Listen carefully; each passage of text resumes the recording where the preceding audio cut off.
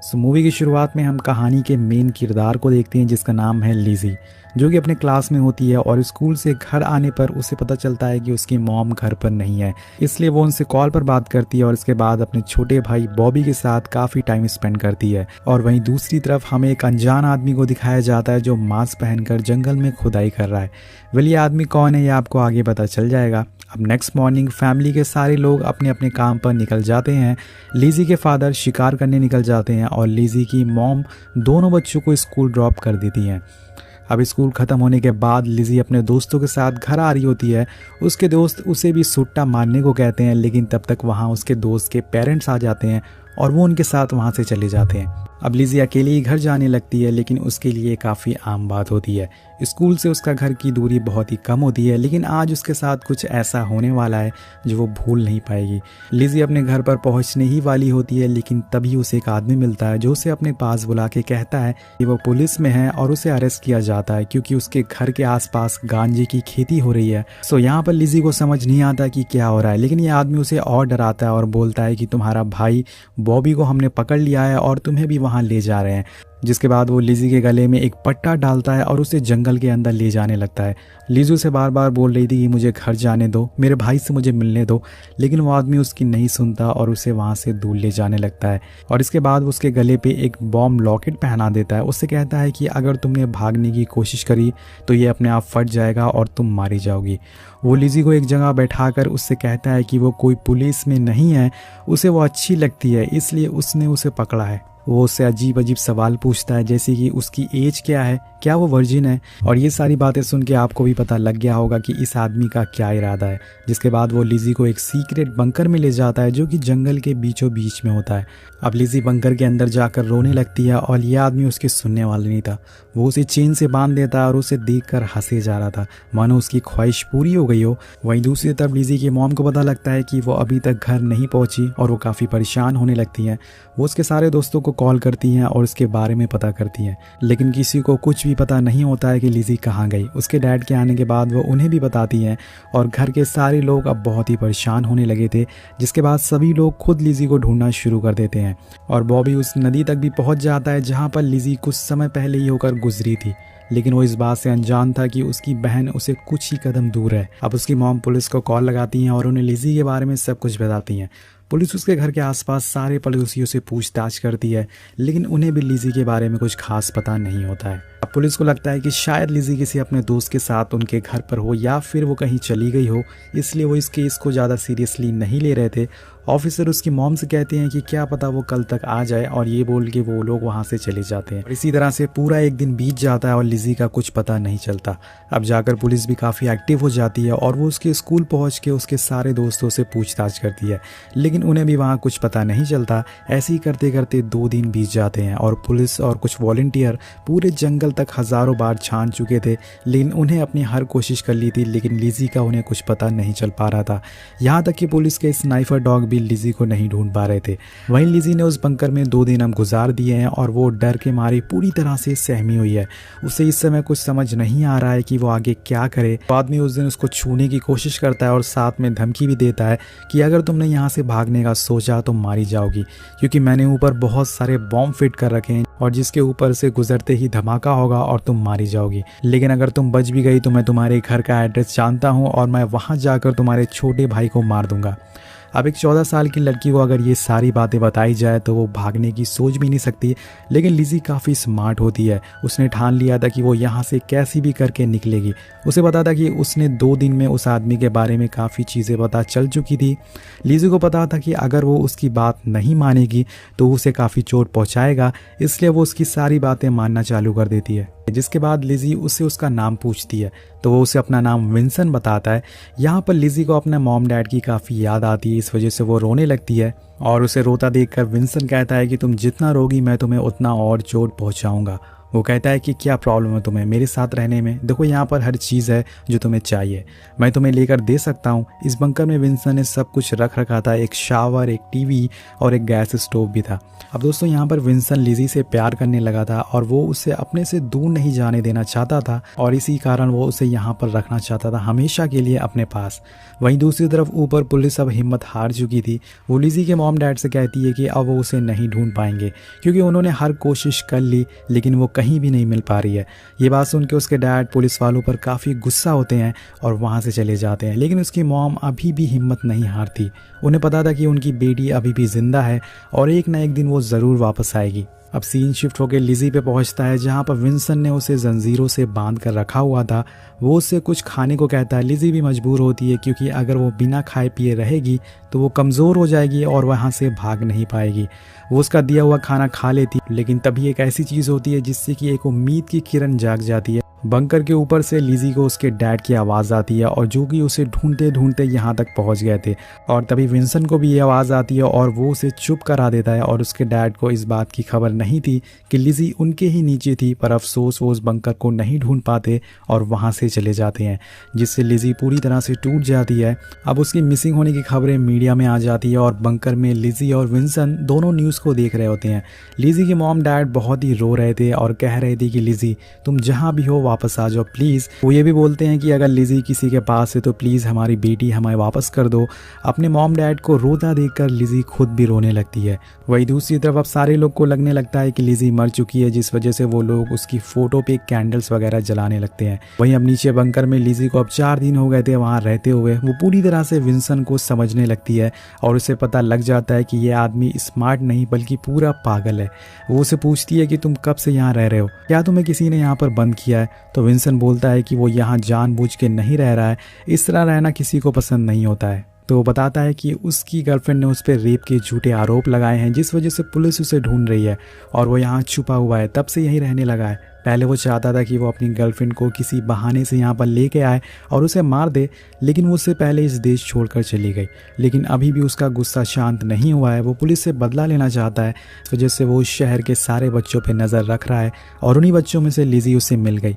वो लिज़ी को दोबारा डराता है कि अगर उसे ढूंढते ढूंढते पुलिस यहाँ आई तो ऊपर बिछाए हुए बॉम्ब फट जाएंगे और वो सारे लोग मारे जाएंगे। अब लिज़ी को गायब हुए दोस्तों 5 दिन बीत चुके थे और उसके मॉम डैड ने अब लिज़ी की वजह से लड़ाइयाँ होना चालू हो जाती है क्योंकि वो लोग काफ़ी परेशान थे। वहीं एक तरफ लिज़ी अपनी पूरी कोशिश कर रही थी कि वो यहाँ से जल्द किसी तरह से निकल जाए। उसे पता चलता है कि विंसन के पास एक बंदूक है। वो रात में उठती है और उस बंदूक को लेने की कोशिश करती है, लेकिन विंसन ने उसके गले में जंजीर लगा रखी थी, जिस वजह से वो उस तक पहुंच नहीं पाती। तभी अचानक विंसन उठ जाता है और लिज़ी किसी बहाना करके बात को टाल देती है और अपनी जान यहाँ पर बचा लेती है। अब तभी यहाँ पर लिज़ी को ढूंढने के लिए एक पुलिस हेलीकॉप्टर भी आ चुका था और ये देखकर विंसन फ़ौरन एक फॉइल पेपर को अपने ऊपर ढक लेता है, जिससे कि वो हीट रेडिएशन में ना आ सके। और ऐसा ही होता है, पुलिस को फिर से कुछ नहीं मिलता और वो लोग चले जाते हैं। अब लिज़ी को समझ आ गया था कि उसे ही अब कुछ करना होगा क्योंकि पुलिस अब उसे ढूंढ नहीं पाएगी। इसलिए वो धीरे धीरे उस आदमी को ये एहसास दिलाने लगती है कि वो उसे अब प्यार करने लगी है और वो दोनों उस रात इंटीमेट भी होते हैं। अब लिज़ी को अपने बॉयफ्रेंड की याद भी आती है यहाँ पर, जिसे वो प्यार करती थी और उसे काफ़ी मिस करती है वो। वेल इसी तरह से कुछ दिन बीत जाते हैं। लिज़ी उसे काफ़ी अच्छे से बात करती है ताकि विंसन को लगने लगे कि वो उसे प्यार करती है और उसे छोड़कर वो कहीं नहीं जाएगी। उसका ये प्लान काम आ रहा था। विंसन को अब लगने लगा था कि, और अब धीरे धीरे करके उसका ये प्लान भी काम आ रहा था। विंसन को भी लगने लगता है कि लिज़ी उससे प्यार करने लगी है, जिस वजह से अब वो उसे कुछ नहीं बोलता था और उसके जो गले में जंजीर भी होती है वो उसे भी खोल देता है। दूसरी तरफ लिज़ी की पूरी फैमिली पूरी तरह से टूट चुकी थी। उसके डैड हर टाइम रोते रहते थे ये सोचकर कि उनकी बेटी अब कैसी होगी, लेकिन उन्हें इस बात की खबर नहीं थी कि उनकी बेटी अभी भी जिंदा है। और इधर दोस्तों लिज़ी ने विंसन का ट्रस्ट जीत लिया था और उसे इतना भरोसा हो गया था कि वो अपनी बंदूक तक उसे चलाना सिखाता है। उसी रात पूरे 7 दिन बाद विंसन लिज़ी को लेकर बंकर से बाहर आता है और लिज़ी इतने दिनों बाद बाहर की हवा में सांस लेती है, खुले आसमान को देखती है, उससे उसको थोड़ा राहत मिलती है। विंसन उसको लेके एक कार के पास जाता है जहाँ पे कुछ खाने का सामान रखा होता है। उसे उसे लेके वो वहाँ से वापस जाने लगता है और ये सामान देखकर लिज़ी उसे पूछती है कि ये सामान यहाँ कौन रख कर गया है, ये तुम्हारी वाइफ ने रखा है। तो विंसन उसकी बात को इग्नोर कर देता है और बंकर पर जाने लगता है। लेकिन तभी दोबारा से हेलीकॉप्टर की आवाज़ आती है और विंसन उसे देख नहीं पाता। इसी का फ़ायदा उठाकर लिज़ी अपना एक शूज़ वहीं छोड़ देती है ताकि अगले दिन जब पुलिस वहाँ पर आए तो वो उसे ट्रेस कर सके। उसी रात लिज़ी को पता चलता है कि इस आदमी के पास एक मोबाइल भी है। थोड़ी रात होने पर लिज़ी बड़ी चालाकी से उस फ़ोन को लेती है और उससे अपनी मॉम को मैसेज करने की कोशिश करती है, लेकिन उस बंकर में नेटवर्क नहीं आ रहा था। अब लिज़ी धीरे धीरे बंकर का गेट खोलती है ताकि नेटवर्क आ सके, लेकिन फिर भी वो मैसेज नहीं भेज पा रही थी और मैसेज बार बार फेल होता जा रहा था। अब पकड़े जाने की वजह से वो डर कर मैसेज को डिलीट कर देती है और फ़ोन को वहीं वापस रख देती है। और तभी उसे विंसन की वहाँ पर बंदूक भी दिखती है, जिसे देखकर उसके दिमाग में आता है कि वो उसे शूट कर दे और वो उस बंदूक को उठाकर उसके सर पर पॉइंट करती है। लेकिन अफसोस उसमें एक भी गोली नहीं होती, जिसके बाद वो रोने लगती है। लेकिन वो हिम्मत नहीं हारती और बस ऊपर वाले से दुआ करती रहती है। अब कुछ देर बाद जब विंसन सोकर उठता है तो उसे पता चलता है कि उसकी बंदूक किसी ने टच करी है, क्योंकि उसका ट्रिगर जाम हो चुका था। वो श्योर था कि ये काम लिज़ी ने ही किया है, लेकिन लिज़ी बार बार इस बात से डिनाई कर रही थी और वो मानने को तैयार नहीं हो रहा था। लेकिन लिज़ी ने उसे अपने ऊपर इतना विश्वास दिला दिया था कि आखिर में उसकी बातों में आ ही जाता है। अब लिज़ी को उस बंकर में रहते हुए 8 दिन हो जाते हैं, लेकिन 8 दिन की सुबह एक उम्मीद की किरण लेके आती है। हम देखते हैं कि लिज़ी के मॉम के पास उसका भेजा हुआ मैसेज डिलीवर हो जाता है, मतलब कि मैसेज डिलीट करने से पहले नेटवर्क आ गया था और वो मैसेज सेंड हो गया था।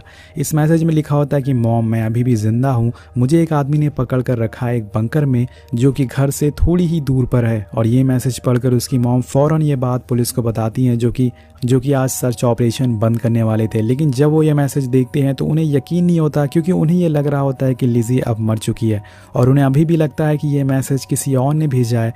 पर जब उसकी मॉम ये बताती है कि लिज़ी को अपना निक नेम उसके अलावा किसी और को नहीं पता था और इस मैसेज में उसने अपना निक नेम लिखा हुआ है, ये मैसेज ज़रूर लिज़ी ने ही भेजा है। और पुलिस उनकी बात मान लेती है और इस नंबर को ट्रैक करना चालू कर देती है, जिसके बाद उन्हें पता चलता है कि ये ज़्यादा पुराना नंबर नहीं है, इसे 3 महीने पहले ही किसी कैथरीन नाम की औरत ने ख़रीदा है। और पुलिस फ़ौरन उसके घर पहुंचती है। वहां पहुंचने पर उन्हें ये पता चलता है कि कैथरीन ने ये फ़ोन नंबर अपने बॉयफ्रेंड के लिए ख़रीदा था, जो कि कोई और नहीं बल्कि विंसन है, और उसने उस पर सेक्सुअल हैरेसमेंट का केस करा था। यहाँ पर पता चलता है कि पुलिस विंसन को पूरे 1 साल से ढूंढ रही है, लेकिन वो उन्हें कहीं भी नहीं मिला था। इसके बाद पुलिस उससे और कुछ सवाल पूछती है, लेकिन वो ज़्यादा कुछ नहीं बताती। पर तभी एक ऑफिसर को घर में एक बंकर मिलता है जो कि सेम उसी तरह का था जिसमें अभी लिज़ी रह रही है।